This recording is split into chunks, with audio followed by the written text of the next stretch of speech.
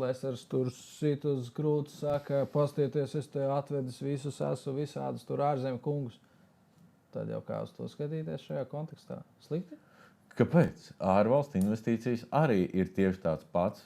Faktiski situācija, kur katrs eiro tiek jaunais palaists. Piemēram, Kris Bergens atbrauc uz Berģiem un, no ASV un izdomāja taisīt Berģu galdniecību. Es ceru, ka tāda nav. Es tiešām ceru, ka tā, ja ir, tad atvainojos, es neesmu domājis piesaukt. Bet, ja ir, tad forši reklāma. Pa brīvu viņi mums neko nevar. Tu naudu esi nopelnījis, piemēram, kur tu varētu būt bijis? Aļaskā makšķerējis un sapelnījis, nezinu, ko tu tur varēji samakšķerēt. Bet, atbrauc no Aļaskas ar naudu. Jā. Investēja te, lai uzbūvētu rūpnīcu, tad tā ir nauda atkal no ārpuses. Tieši tas pats otrreizējais ekonomiskais efekts. Atnes, iegulda, uztais kaut ko te, uztais darbvietas, bet tad mums vajadzētu pēc tam izdarīt to nākamo, neļaut viņiem vest prom. Vai viņi nevar prom? Viņi atstāja visu šī.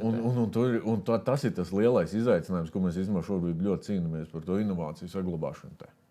Jo jāatcerās viens arī, ka ja mēs runājam par tādu ilgtermiņu, nevis tikai viens projekts, mēs paražosim, tad mēs aizmirsīsim, aizbrauksim. Bet ja mēs domājam par to, piemēram, lielākie, fantastiskākie uzņēmumi pasaulē, viņi ir, ar senu vēsturi.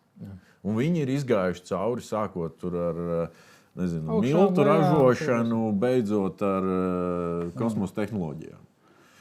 Kādēļ? Tādēļ, ka viņi investējās attīstībā. Un to attīstību savukārt viņi var arī atstāt šeit. Viņi, piemēram, viņi izdomā jaunu labs piemērs. Latvijā labs piemērs. Koku karkas mājas. Jā. Mēs sākāmies kā nosacītie testētāji priekš skandināvu ražotājiem. Mēs tagad Skandināviju konkurējam ārā.